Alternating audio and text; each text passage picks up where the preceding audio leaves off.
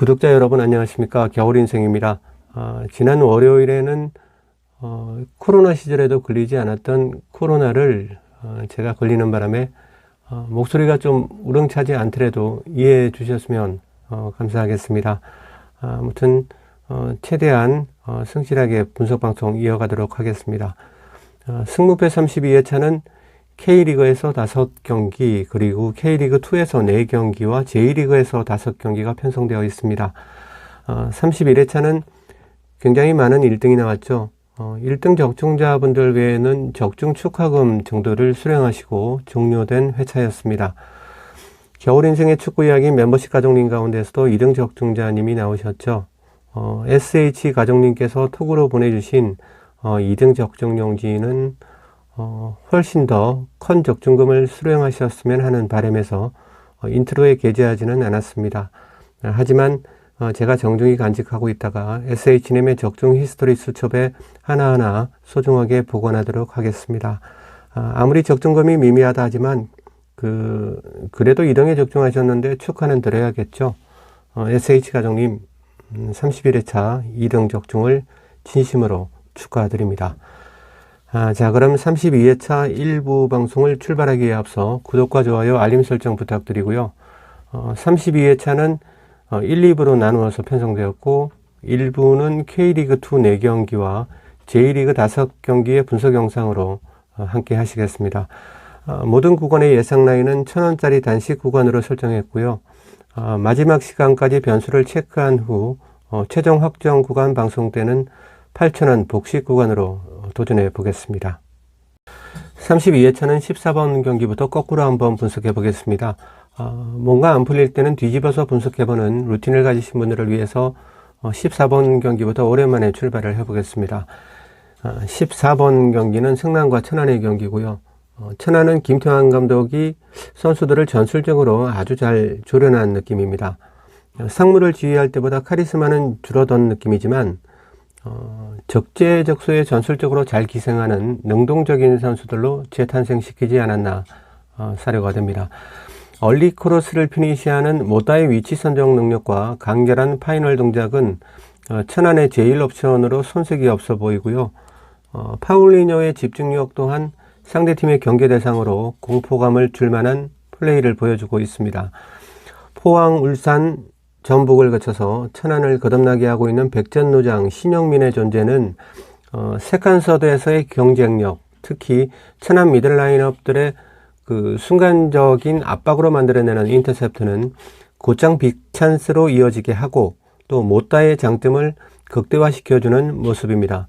때로는 삼선에서의 어설픈 움직임이 우당탕탕 플레이로 이어지면서 실점하는 경우가 잦은 게 단점이기는 합니다. 하지만 수원과 안양에서 뛰던 노장 9대0을 오른쪽 삼선으로 보쌈해온 게 부산 원정에서의 대역전승의 밑거름이었다고 생각하는 겨울인생입니다. 물론 강정목 키퍼가 위기를 잘 넘겨준 공도 있지만 9대0의 헌신이 돋보였던 천안 삼선이었고요. 일시적인 현상일 수도 있겠지만 천안 삼선의 다소 미숙한 플레이들도 9대0의 투혼이 시합으로 감염되리라 사료가 됩니다. 그리고 홈팀 성남은 조직력은 천안보다 다소 나아 보일 수 있을지는 몰라도 천안 같은 이타적인 플레이가 결여된 나를 따르라 축구 같은 느낌, 완성된 개인기를 시전하는 그런 테크니션이 누군지 찾기 힘듦에도 불구하고 그러한 빅팀들의 전술을 답습하려니 관람하는 입장에서는 미치고 한장을 노릇입니다. 성남의 애정이 있어서 이런 말씀을 드리는 거니 이해해 주시기 바랍니다. 그렇다 보니 파이널 서드에서의 다채로운 움직임을 가져가면서도 물 없이 고구마를 먹는 느낌의 성남이었고요. 이정협이 그리워지는 장면이 몇 번 있었죠. 그래도 우즈베키스탄의 알리바예프와 최전방 후이즈의 조합만큼은 나머지 12팀 부럽지 않은 높은 레벨의 케미를 보여주었다고 칭찬하고 싶은 성남입니다. 세컨 파이널에서 확률 높은 집중력만 보여줄 수 있다면 한 단계 더 업그레이드가 된 성남을 보여줄 수 있으리라 믿어보겠습니다. 14번 경기는 어제의 경기의 결과만으로 주말의 결과까지 연관 짓는 건 약간 억지 같은 느낌이 들고요. 어제 성남의 패배는 김포 같은 수비적인 완성도가 높은 팀과의 1합의 결과였던 만큼 김포의 수비력과는 레벨의 차이를 보여줄 그 천안의 삼선에게까지 알리바예프와 후이즈의 테크닉이 차단되리라 보여지진 않습니다. 하지만 후이즈의 다소 약한 듯한 피지컬이 천안 삼성 9대0의 아이들이 거칠게 몸싸움을 걸어오면 성남도 난감해질 수 있을 것 같고요. 그래도 김포를 상대로도 넣은 골을 천안전에서 침묵할 것 같지는 않습니다. 그리고 천안시티도 적힌 부산에서도 2골 차를 뒤집어냈던 모다와 파울리뉴의 감각적인 메이드볼 터치가 성남전에서 멈출 것 같지는 않습니다. 김태환 감독의 천안이 전술적으로 히든카드를 꺼내들지 않는다는 전제라면 K리그2에서 보기 드문 다득점 무승부를 전망해 보고요. 예상 스코어는 2대2로 가져가 보겠습니다. 자, 다음은 12번 안양과 전남의 경기입니다. 삼선의 김정현의 게임 메이킹과 리영직의 순도 높은 중거리포, 이선의 마테우스와 이태희의 공격적인 시그널, 그리고 직전 라운드에서 시즌 첫 골의 탄력을 받은 김동진, 그리고 언제 투입될지 모르는 최전방의 야구와 단레이, 그리고 주현우. 자, 안양의 A 라인업은 쉬어갈 곳이 없어 보입니다.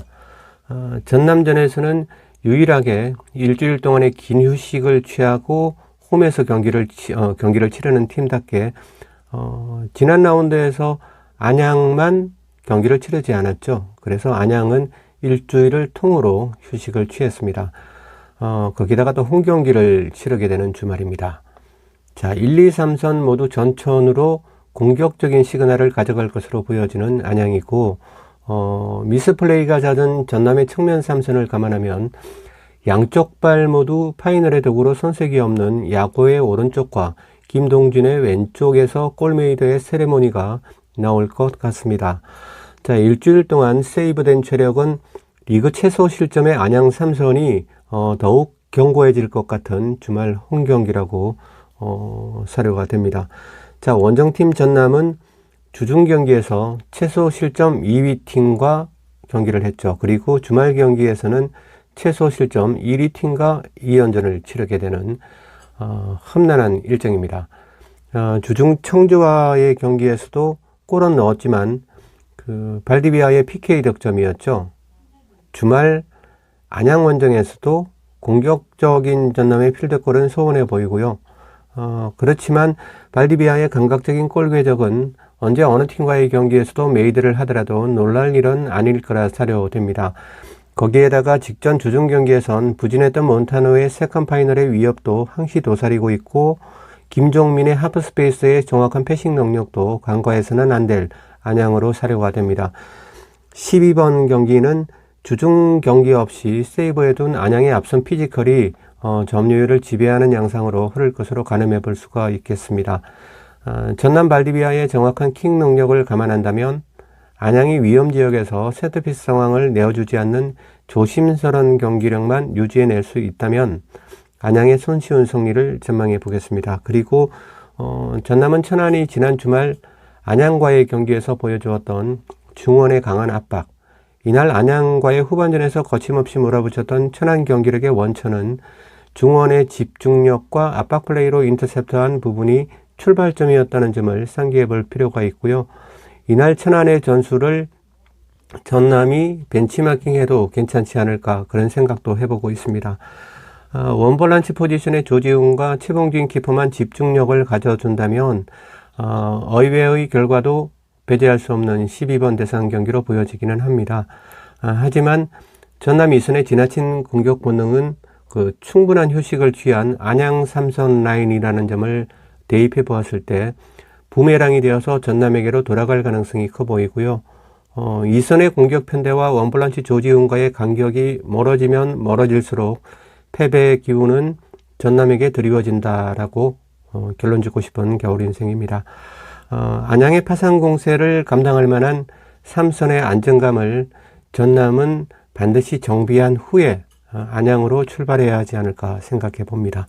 예상 스코어는 홈팀 기준 3대1 또는 2대0으로 가져가 보겠습니다. 자, 다음은 11번 경기로 가보겠습니다. 충북 청주와 경남의 일전이고요. K리그2에서 최소 실점 2위죠. 청주와 최다 실점 2위 경남의 매치업이라는 것만 단순하게 대입시키면 청주의 승리 쪽으로 기우는 느낌입니다. 하지만 그 청주는 득점 부분 또한 최소 득점 2위로 저조한 팀이죠. 자, 청주를 보면 세기의 차이는 당연히 존재하지만 세리에 A의 우디네스의 행보를 보는 느낌이고요. 최하위 그 꼴찌죠. 안산의 9득점에 이어서 13라운드까지 10득점의 저조한 득점력으로도 선두 안양 다음으로 적은 2피해만을 기록하고 있다는 것도 참 특이할 만한 팀 컬러라고 볼 수가 있습니다. 잘 넣지도 못하지만 잘 먹히지도 않는다. 최윤겸 감독의 실리적인 축구를 그대로 반영해주고 있지만 득실마진이 아닌 다득점으로 순위를 가르는 K리그가 지향하는 축구에는 역행하고 있는 그 수비 축구를 보여주고 있고, 시즌 막판 순위를 가르는 중요한 기로에서 청주의 발목을 잡을 수 있는 아주 중요한 요소로 참작이 됩니다. 상위권과 하위권의 편차가 현격히 좁혀진 올 시즌임을 감안할 때 청주는 무조건 경쟁팀보다는 성점이 높아야 한다는 핸디캡이 시즌 내내 따라다닐 것으로 사료가 됩니다. 청주가 보여주고 있는 전술적으로 우선시되고 있는 수비적인 포메이션은 김포가 보여주고 있는 완성도 높은 수비력과는 궤를 달리하는 부분이고요. 이러한 차이가 김포와 청주의 순위에 그대로 반영되지 않았나 보여집니다. 그래도 직전 전남원정에서 토트넘 유소 출신의 오드와가 보여주었던 슈팅 타이밍의 완급을 조율하면서 피니시 궤적을 만들어내던 모습은 청주가 남은 시즌 동안 보여줄 득점 옵션의 다양함을 리허설하는 무대가 아니었나 하는 그 희망 또한 함께 가져봅니다. 반면에 경남은 몇 차례 말씀드린 대로 그 숏패스, 롱패스, 침투패스, 패스에 관련된 굉장히 적중률 높은 팀이죠.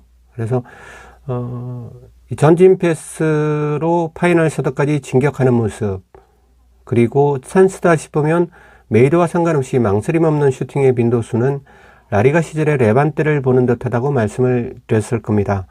어제 안산전에서는 박동혁 감독이 슈팅 대비 메이드 확률을 높이는 묘수를 찾아냈다는 생각이 들고요. 최전방에서보다 정현철, 이강희, 이민혁의 미들라인에서 공수를 조율해주는 그 퀄리티가 인상적이었던 경남이었습니다. 이민혁의 얼리크로스를 헤드로 정확히 골문을 열었던 윤주태의 선제골이나 정현철로 시작된 측면 침투 패스에 이은 또 한 번의 얼리크로스를 스피드로 메이드했던 박민수의 추가골은 하프스페이스를 점령하지 않고도 멀티골을 챙겨가는 경남의 완벽한 승리였습니다. 하지만 종료 직전 정현철의 과민 반응에 이은 퇴장은 모처럼 만의 승리 속에 숨어있는 오게티라는 생각이 들고요.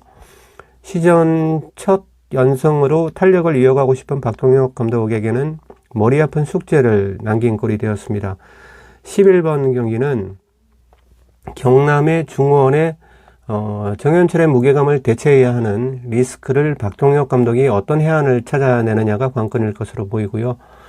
청주는 여전히 두텁게 수비벽을 세우겠죠. 경남의 실점이 많다고는 하나 부산이나 김포 등 상위권 팀들에게 몰아서 내준 경기들의 기인한 실점률입니다. 청주에서 오드와의 최전방 투입이 어떤 결실을 거두게 될지는 몰라도 경남의 전체적인 공수 밸런스나 조직력이 청주에 뒤진다는 생각은 들지 않습니다. 청주가 직전 라운드에서 상대했던 전남전과 비슷한 양상으로 전반적인 경기 흐름을 유추해 볼 수가 있고요. 전남보다 피지컬은 부족해 보이는 경남이지만 적극적인 슈팅의 횟수와 공을 소유하지 않은 선수들의 움직임과 스피드는 경남이 낫다고 여겨지는 바, 전남전과는 반대로 청주가 선제골을 넣고 지키려다가 경남의 줄기찬 슈팅 프레이드 속에서 동점골을 내주는 쪽으로 전망을 가져가 보겠습니다. 우디네스와 레반떼의 한국판 대리전쟁은 무승부라는 결과로 1대1이라는 엔딩 스코어를 예상해 보겠습니다. 자, 다음은 마지막 4번 경기입니다. K리그2는 4경기니까 이 경기가 마지막 경기가 되겠죠. 4번 경기는 수원 삼성과 서울 이랜드의 경기이고요. 생애 첫 2부 리그에서 경쟁 중인 수원 삼성과 올 시즌 K리그2의 히트 상품 서울 이랜드와의 리그 두 번째 맞대결입니다. 수원은 계륵 같은 존재 물리치가 계속해서 A 전술의 피니셔로 존재한다면 K리그로 돌아가는 것은 힘들 것으로 보입니다. 30회에 가까운 그 슈팅을 기록하고도 4골에 그치고 있는 물리치의 존재감은 2부 리그 용병들 중 개인적인 생각이지만 최악으로 자료되고요. 상대팀 이랜드의 이코바 선수와 비교하면 더 할 말이 없어집니다. 2m 3cm의 큰 키에도 불구하고 공중볼 경합 성공률이 42%에 그친다는 건 상대팀 이랜드의 170의 단신 브루노 실바와 경합해도 성공을 장담하기 힘들어 보이는 뮬리치입니다. 이렇다 보니까 나머지 라인업들의 신뢰를 잃게 하는 결과를 낳고 있는 수원 삼성으로 생각이 듭니다. 퉁가라 쪽으로 파이널 패스가 편중되거나 스스로 빅찬스를 만들기 위해서 치고 들어가다 보니까 측면 크로스의 위협적인 모습이 다소 약해진 듯한 수원으로 보여지고요. 다시 말해서 팀플레이에서 비롯된 골 생산 능력이 현저하게 하락되고 있다는 반증이겠죠. 최근 리그 4경기에서 4연패하는 동안 기록했던 수원의 골은 성남전 추가 시간 10분에 기록했던 이상민의 골이 유일하자 마지막이었고, 직전 3경기는 모두 무득점 패배를 했던 수원 삼성입니다. 참고로 지금 수원이 뛰고 있는 리그는 K리그가 아닌 K리그2입니다. 그리고 더블 볼란치의 카즈키가 직전 경기에서 석연찮은 퇴장을 당하는 바람에 수비형 미들의 두 자리를 누가 맡게 될지도 궁금해지는 수원 삼성입니다. 자, 이종성, 한석종, 김상준 이 중에 두 선수가 선발로 나오지 않을까 보고요. 공미의 퉁가라와 양형모 키퍼의 그 활약이 수반되지 않는다면 상대팀이 경기당 2골로 리그 최다 득점 레이스를 펼치고 있는 서울 이랜드라는 점을 감안했을 때 리그 5연패까지도 상상해 볼 수가 있는 14라운드입니다. 자, 아무튼 수원 삼성의 최근 경기력을 보면 염기훈 감독의 상심이 상당할 것 같고요. 이번 주말 경기의 수원 삼성의 키워드는 정신력이지 않을까. 지금 시점에서 반등할 수 있는 방법은 전술적인 모색보다 강인한 정신력이 우선되어야 하지 않을까 싶습니다. 지난 양팀과의 시전 첫 맞대결에서 서울 이랜드의 승리의 이유는 수원을 다소 이해해 줄 만한 그 불합리한 판정 탓도 있었지만 흘러나오는 세컨볼의 방향을 끝까지 집중력 있게 대처하는 부분에서 수원의 완패가 아니었나 생각합니다. 서울 이랜드 선수들은 그 세컨볼이 흘러나오는 장면들, 그 눈을 보면요, 공 끝을 끝까지 바라보면서 공을 쟁취하는 모습이고, 수원 삼성은 정반대였죠. 그런 부분이 차이를 만들어냈다고 생각을 합니다.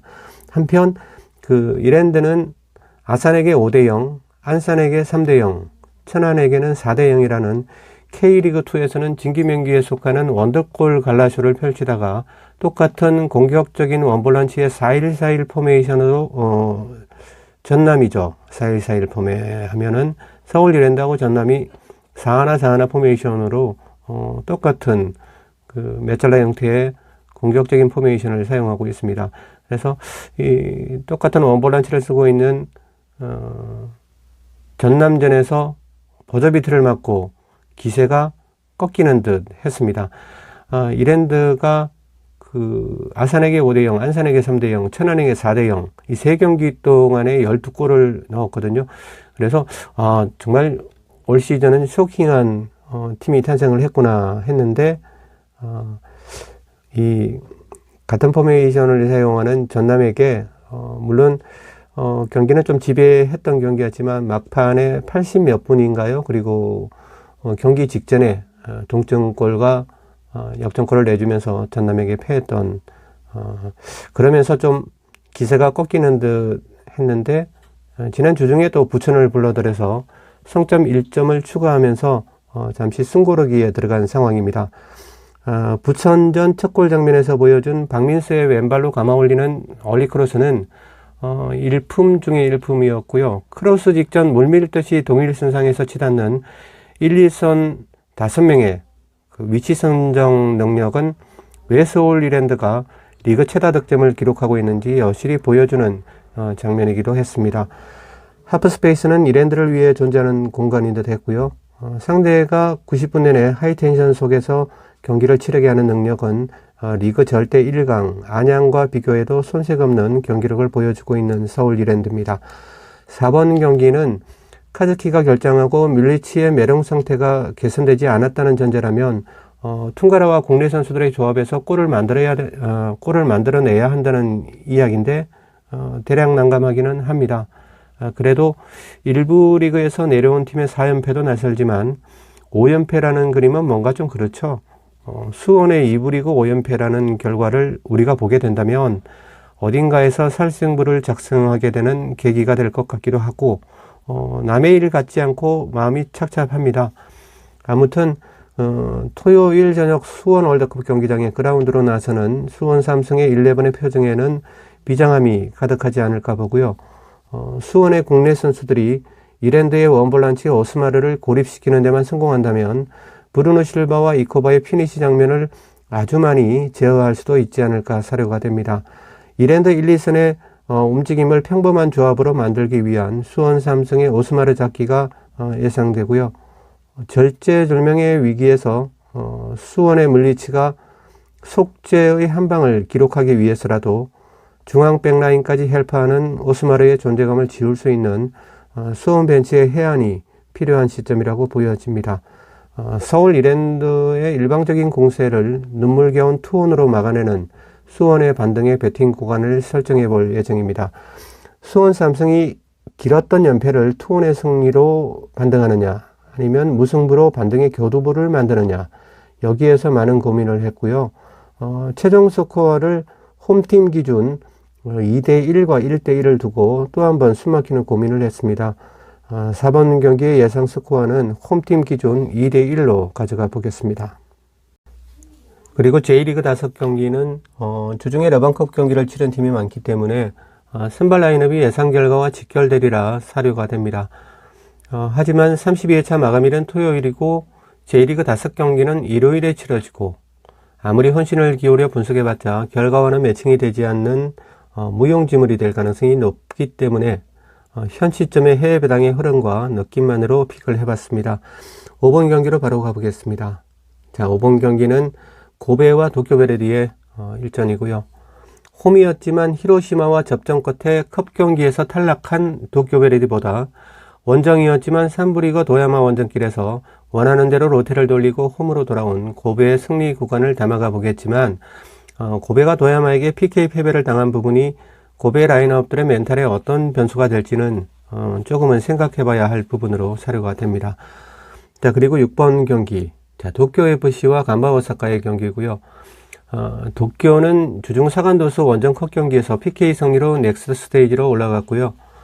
간바 오사카는 컵에서 이미 탈락했기 때문에 주중 경기는 없었습니다. 올 시즌에 간바 오사카의 약진에 점수를 더 주고 싶지만 서로가 홈에서만큼은 절대적인 우위를 보여주고 있는 부분이 걸립니다.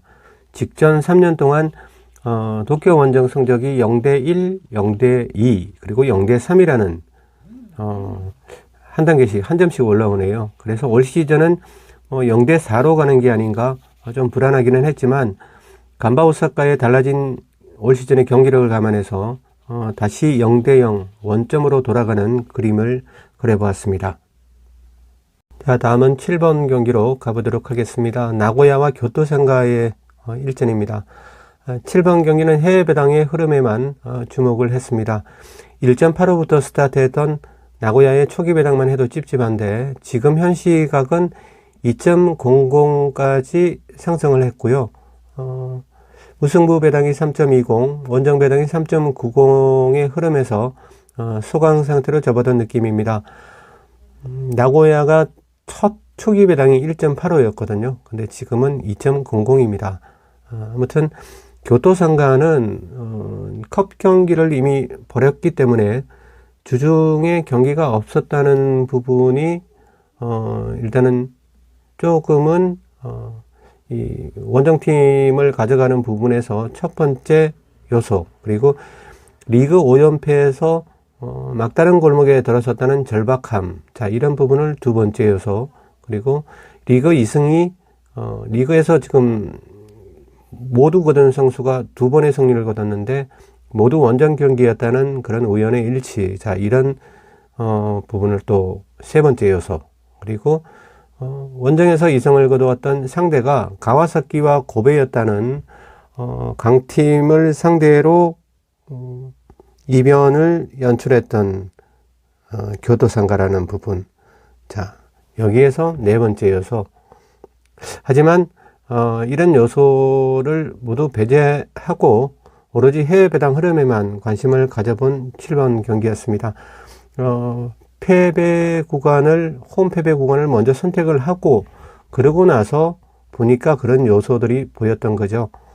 그러니까 제가 그 요소들을 보고 이렇고 저렇고 해서 아주 논리적으로 패배 구간을 선택한 게 아니고요. 해외 배당을 그 흐름을 보고 패배 구간을 선택하고 난 뒤에 보니까 이런 그런 요소들이 있었다, 이런 말씀을 드려봅니다. 행여 틀리더라도 배트맨 제시 배당이 3.4에서 3.5가 되겠죠. 해외 배당이 지금 3.8에서 3.9가 형성되고 있으니까 아마 배트맨에서는 3.4에서 3.5로 측정이 되지 않을까 예상이 됩니다. 그런데 교토상가의 승리 구간, 그러니까 3.45가 예상되는 구간이 6%의 투표율에 거쳐 있다는 건 빨리 베팅해달라는 말로밖에 들리지 않습니다. 그럴싸한 역배당 구간 적중은 평균 수명을 연장시켜주는 희열을 느낄 수 있기 때문에 1초의 망설임도 없이 홈 패배 구간을 선택해 보겠습니다. 자, 다음은 8번 경기. 세레소 오사카와 히로시마의 경기고요. 세레소는 연고 라이벌이죠. 간바 오사카를 직전 라운드에서 탈락시켰던 류코 FC 원정에서 간바에 복수를 해주고 돌아왔고요. 히로시마는 도쿄 베르디와의 컵 경기 원정에서 접전 끝에 승리를 거둔 뒤 다시 오사카 원정이라서 처음에는 무승부를 가져가려고 했어요. 근데 이상한 그 기록을 보게 됐습니다. 원래 알았던 기록은 아니고 이 8번 경기 분석을 하면서 확인했던 기록입니다. 2017년 이후에 세레소 오사카 원정을 가서, 그러니까 세레소 오사카 원정 경기에서 물론 컵 경기도 있고 리그 경기도 있겠죠. 모두 포함해서 히로시마가 세레소 오사카 원정 경기 8연승을 거두는 정말 호러쇼를 펼치고 있다는 현실입니다. 그러니까 히로시마가 약팀도 아니고 이렇게 특정팀을 상대로 원정에서 8연승을 거두는 호러쇼라고 봐야 되겠죠. 굉장한 상당히 놀라운 기록이고요. 이 정도면 지구 어느 준수한 리그에서도 찾아볼 수 없는 진기한 원정 기록이라고 볼 수가 있겠죠. 뭔가 영적인 기운을 느끼게 하면서 소름 돋게 하는 히로시마의 진행형 원정 8연승 기록. 자, 깨질 때까지 한번 들이대 보겠습니다. 자, 9번 경기 우라와와 마치다의 일전이고요. 지독한 상승세의 두 팀이 만났습니다. 9번 경기도 해외 배당 흐름에만 관여를 해봤습니다. 이 마치다의 역배로 프로토를 가서 몇 번을 물 먹었는지 모르겠습니다. 그래도 경기를 보면서 이제는 조금 그 마치다의 약점도 좀 보이는 것 같고요. 아무튼 가장 단순하게 배웠던 대로 가보겠습니다. 정배당, 지금 우라와가 아까는 2.5를 평균적으로 지금 한 17개, 8개 업체에서 평균 값을 계산한 부분이 승리 배당이 2.5 정도 됐거든요. 그리고 원정팀이 3.1 정도고. 아무튼 근데 투표율 그래프는 우라와 쪽이 가장 짧습니다. 그래서 정배당의 3순위 짝대기는 틀려도 그러는 게 아니라고 배웠습니다. 그래서 이 경기는 단순하게 우라와의 승리로 던져놓고 두 팀이 알아서 승리 구간에 앉아와 주기를 기대해 보겠습니다. 이상으로 겨울인생의 축구 이야기 채널에서 편성해드린 승무패 32회차 분석방송 일부 시간이었습니다. 내일은 K리그의 남은 5경기들의 분석 영상과 함께하는 2부 시간으로 다시 찾아뵙겠습니다. 지금까지 겨울인생이었습니다. 감사합니다.